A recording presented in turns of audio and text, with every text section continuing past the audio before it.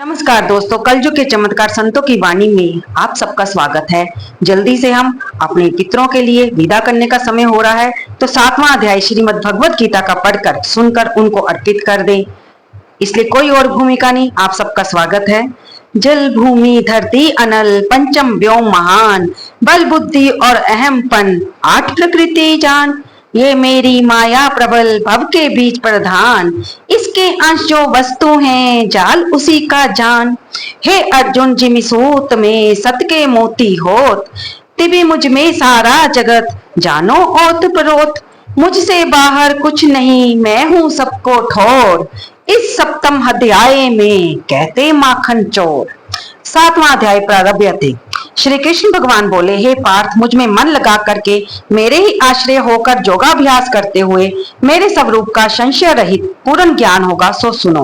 वह पूर्ण ज्ञान मैं तुम्हें सुनाता हूँ, जिसके जानने से तुमको इस लोक में और कुछ भी जानना शेष ना रहेगा। सहस्रों मनुष्यों में से कोई एक सिद्धि प्राप्ति के लिए यत्न करता है, और उन यत्न करने वाले सिद्धों में से कोई ही मुझे ठीक से जान पड़ता है। पृथ्वी, जल, अग्नि, वायु, आकाश, मन, बुद्धि और अहंकार, ये 8 प्रकार की मेरी प्रकृति माया है। इस प्रकृति को जड़ कहते हैं, और हे महाबाहो, इससे दूसरी प्रकृति चेतना है, जिसने संपूर्ण जगत धारण किया है। इन्हीं 2 प्रकृतियों से सब प्राणी मात्र उत्पन्न होते हैं, ऐसा जानो। ये प्रकृतियां मुझसे ही उत्पन्न हुई हैं। इस प्रकार जगत की उत्पत्ति और प्रलय का कारण मैं ही हूँ। हे धनंजय, धागों में जिस प्रकार मणि पिरोई जाती है, उसी भांति जे संसार मुझ में गुथा हुआ है, मुझसे परे और कुछ भी नहीं है। हे कुंती पुत्र, जल में रस मैं ही हूँ, चंद्रमा और सूरज में प्रभा मैं ही हूँ, सब वेदों में प्रणव मैं ही हूँ, आकाश में शब्द तथा पुरुषों में पौरुष मैं ही हूँ। हे अर्जुन, पृथ्वी में जो सुगंध है तथा अग्नि में जो तेज है, वो मैं ही हूँ। सब प्राणियों में जीव और तपस्वियों में तप मैं ही हूँ। हे पार्थ, संपूर्ण प्राणियों में संतान बीज रूप मुझको ही जानना। बुद्धिमानों में बुद्धि रूप और तेजस्वियों में तेज मैं ही हूँ। हे भरतर्षभ, काम और रोग रहित बलवान पुरुषों में बल और पुरुषों में धर्म के विरुद्ध जाने वाला काम मैं ही हूँ। जितने सात्विक, राजस, तामस पदार्थ हैं, वे सब मुझसे ही उत्पन्न हुए हैं, परंतु उनमें मैं नहीं रहता हूँ, ये मुझ में है। सत्व, रज, तम, ये तीनों गुणों के भावों से ये सारा संसार मोहित रहता है। इस कारण ये इससे परे मुझ अव्यय परमात्मा को नहीं जानता। मेरी ये गुणमयी और दिव्य माया अत्यंत दुष्कर है। जो मुझको अनन्य भाव से भजते हैं, वे इस माया को पार कर जाते हैं। जो पापी, मूढ़, नराधम माया ने जिनका ज्ञान हर लिया है और आसुरी भाव ग्रहण किए हुए हैं, मुझको नहीं पाते हैं। हे भारत श्रेष्ठ अर्जुन, 4 प्रकार के मनुष्य मुझको बचते हैं: दुखिया, जिज्ञासु, ऐश्वर्य की कामना करने वाला और ज्ञानी। दिन में मैं सदा ही मुझ में एकाग्रचित और केवल मेरी भक्ति वाला ज्ञानी पुरुष श्रेष्ठ है, क्योंकि मैं ज्ञानी को अत्यंत प्रिय हूँ और वह मुझको प्रिय हैं। यद्यपि सभी भक्त अच्छे हैं, तथापि ज्ञानी तो मेरी आत्मा ही है, क्योंकि वह मुझ में ही मन लगाकर मुझको ही सर्वोत्तम गतिमान मेरा ही आश्रय ग्रहण करते हैं। अनेक जन्म के अनंतर ज्ञानी मुझे पा लेता है। ऐसा महात्मा अत्यंत दुर्लभ है, जो सब जगत को वासुदेवमय समझे। अपनी अपनी प्रकृति के नियम के अनुसार मनुष्य भिन्न भिन्न काम वासनाओं के अज्ञान में डूबकर उन फलों की चाहना से अन्य देवताओं के अधीन होकर उनकी उपासना करते हैं। हे अर्जुन, जो भगत श्रद्धा पूर्वक जिन जिन देवताओं का पूजन करना चाहते हैं, उन पुरुषों की उस श्रद्धा को मैं दृढ़ कर देता हूँ। वह इस श्रद्धा से युक्त होकर उस देवता की आराधना करता है, फिर उसको मेरे ही रचे हुए कर्म फल प्राप्त होते हैं। परंतु उन अल्प बुद्धि वालों का फल नाशवान है। देवताओं के आराधना करने वाले देवताओं को मिलते हैं और भगत जन मुझ में मिल जाते हैं। मेरे अव्यय अति उत्तम स्वरूप को ना जानकर मंद बुद्धि लोग मुझ अव्यक्त को देहधारी मानते हैं। जोग माया से आच्छादित होने के कारण सबको नहीं दिखता, उसी से मूढ़ लोग अनादि तथा अविनाशी मुझको नहीं जानते।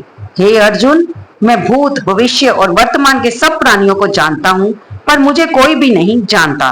हे भारत, हे परंतप, इच्छा और द्वेष से उत्पन्न होने वाले सुख, दुख आदि द्वंद्व के मोह से जगत के सभी प्राणी भ्रम में फंस जाते हैं। जिन पुण्य आत्माओं के पाप नष्ट हो गए हैं, वे पुण्य कर्म करने वाले भगत जन द्वंद के मोह से छूटकर दृढ़ निश्चय करके मेरी भक्ति करते हैं। जो मेरा आश्रय लेकर जन्म मन के क्रम को दूर करने के अर्थ प्रयत्न करते हैं, वे पुरुष पर ब्रह्म, आत्मज्ञान और संपूर्ण कर्म को जानते हैं। जो अधिभूत, अधिदेव और अधियज्ञ इन सब में व्यापक मुझे जान पाते हैं, वे समाधिष्ठ मरण काल में मुझको जानते हैं। इति सूपनिषद ब्रह्म विद्या योग शास्त्रे श्री कृष्ण अर्जुन संवादे प्रकृति भेद योगो नाम सप्तमो अध्याय समाप्त।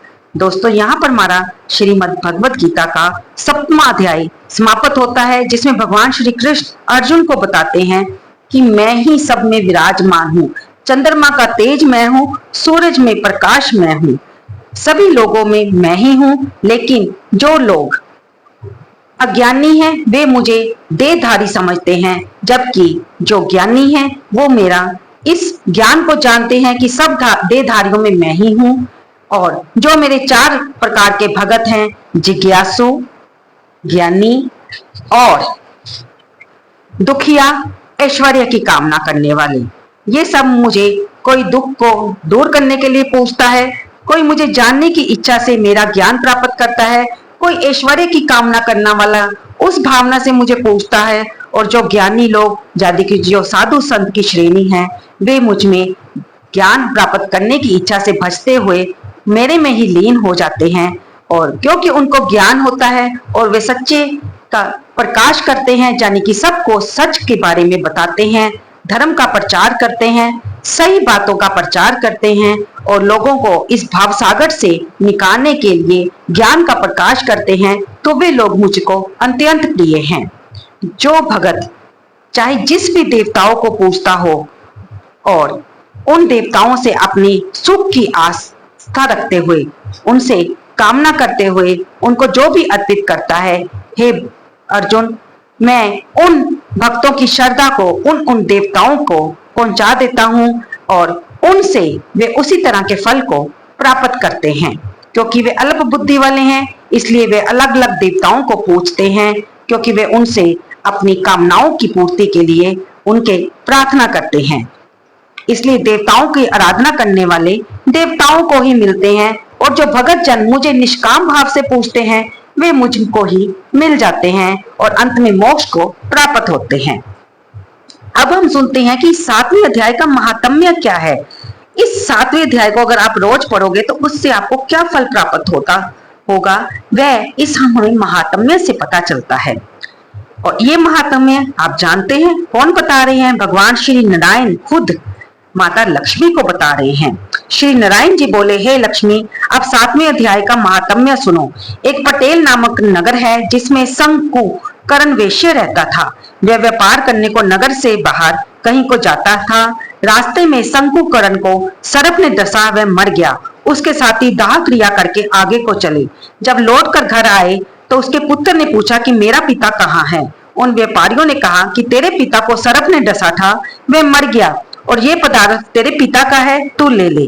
पुत्र ने कहा, जिस सर्प ने मेरे पिता को काटा है मैं किसको मारूंगा। उन व्यापारियों से कहा, चलो वह जगह मुझे दिखाओ जहां मेरा पिता शंकुकरण मरा है। व्यापारियों ने वहां जाकर उसे खड़ा किया तो देखा वहां पर एक वामी है जिसे कुदालों के साथ खोदने लगे। जब छेद बड़ा हुआ तो वहां से एक सर्प निकला और उसने कहा कि तू कौन है और मेरा घर क्यों खोदता है। उस बालक ने कहा, मैं शंकुकरण का पुत्र हूँ, जिस सर्प ने मेरे पिता को मारा है मैं उसको मारूंगा। तब उस सर्प ने कहा, हे पुत्र, मैं तेरा पिता हूँ, तू मुझे इस अधम देह से छुड़ा और मुझे मत मार। ये मेरा पूर्व जन्म का कर्म था, सो मैंने भोगा। तब पुत्र ने कहा, हे पिता, आप कोई जतन बताए जिससे आपका उद्धार हो। तब उस सर्प ने कहा, हे पुत्र, किसी गीता पाठी ब्राह्मण को घर में भोजन कराओ, उसकी सेवा करो, उसके आशीर्वाद से मेरा कल्याण होगा। तब उस बालक ने अपने घर पर जाकर उस नगर में जितने गीता का पाठ करने वाले थे तीन सबको बुलाकर श्री गीता जी के 7वें अध्याय का पाठ कराया, उनको भोजन कराया। तब उन ब्राह्मणों ने आशीर्वाद दिया और तब वह अदम देह से उसका पिता छूटकर देव देह को पार कर विमान पर चढ़कर आकाश मार्ग को जाता हुआ अपने पुत्र को धन्य धन्य कहता हुआ वैकुंठ धाम को प्राप्त हुआ। तो दोस्तों, ये महात्म्य, ये कथा हमें सुनाती है कि इस अध्याय को पढ़ने से सर्व जोनि में भी आपका अगर कोई पितर है तो उसे भी मुक्ति मिलती है। तो हम अब इस पितरों को आज विदा करते हुए इस 7वें अध्याय का जो हमने पढ़ा है और उसका महात्म्य सुना है, उसका जो फल है अपने पितरों को अर्पित करते हैं। आप सभी के पितरों को और हमारे घर के पितरों को श्रद्धा पूर्वक हम नमन करते हैं। वीडियो अच्छी लगे तो लाइक कर दीजिएगा, कमेंट बॉक्स में श्री हरि लिख दीजिएगा। धन्यवाद दोस्तों।